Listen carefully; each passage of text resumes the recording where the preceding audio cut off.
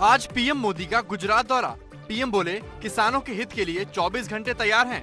किसानों के कंधों से बंदूक चलाने वालों को जल्द जवाब मिलेगा।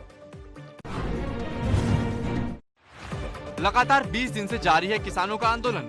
सरकार और किसानों के बीच नहीं बन पा रही है बात। कृषि कानून वापस लेने की मांग पर अड़े हैं किसान।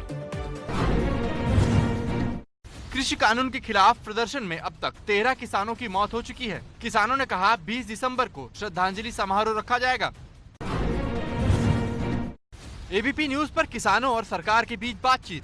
कृषि मंत्री नरेंद्र सिंह तोमर बोले, वार्ता की तारीख पर चर्चा हो रही है। किसानों ने कहा, अगर सरकार बुलाएगी तो बातचीत के लिए जाएंगे।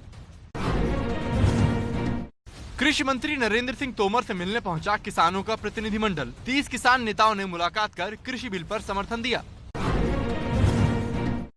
मध्य प्रदेश में किसानों के लिए शिवराज सरकार का बड़ा ऐलान। सीएम शिवराज ने सोयाबीन की फसलों में नुकसान के लिए किसानों के खातों में 1600 करोड़ रुपए डालने का ऐलान किया। देश की सबसे बड़ी ट्रेड एसोसिएशन एसोचैम ने किसानों के आंदोलन पर जताई चिंता। रिपोर्ट में कहा, आंदोलन से हर रोज 3500 करोड़ रुपए का नुकसान हो रहा है।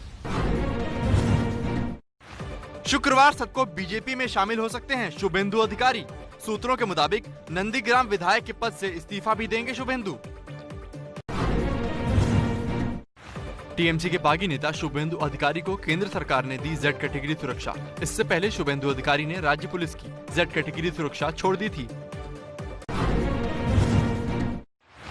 बंगाल में सियासी बवाल पर बीजेपी ने चुनाव आयोग से शिकायत की। बीजेपी ने कहा, टीएमसी के दबाव में है बंगाल पुलिस। जल्द आचार संहिता लागू कर पैरामिलिट्री फोर्स तैनात की जाए। आम आदमी पार्टी ने यूपी में विधानसभा चुनाव लड़ने का ऐलान किया। केजरीवाल बोले, यूपी में भी दिल्ली जैसी सुविधाएं देंगे। यूपी में आम आदमी पार्टी के चुनाव लड़ने के ऐलान पर बीजेपी का पलटवार। बीजेपी ने कहा, सिर्फ डींगे हाँकते हैं केजरीवाल। कर्नाटक विधान परिषद में गोरक्षा कानून पर बहस के दौरान जमकर हंगामा हुआ। विधान परिषद के सदस्य आपस में भिड़ गए। सदन में मार्शल बुलाने पड़े।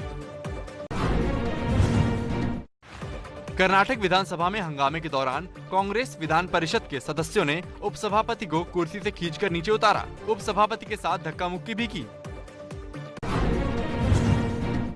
गुजरात के कच्छ में पीएम मोदी ने 3 बड़ी परियोजनाओं का शुभारंभ किया। समुद्र के पानी को पीने के पानी में बदलने वाले प्लांट का भी शिलान्यास किया। कच्छ में पीएम मोदी ने कई दलों के साथ मुलाकात की। महिलाओं समेत कई प्रतिनिधिमंडलों ने पीएम मोदी से बातचीत की। इस साल नहीं होगा संसद का शीतकालीन सत्र। केंद्र सरकार ने कहा, कोरोना की वजह से टाला गया है सत्र।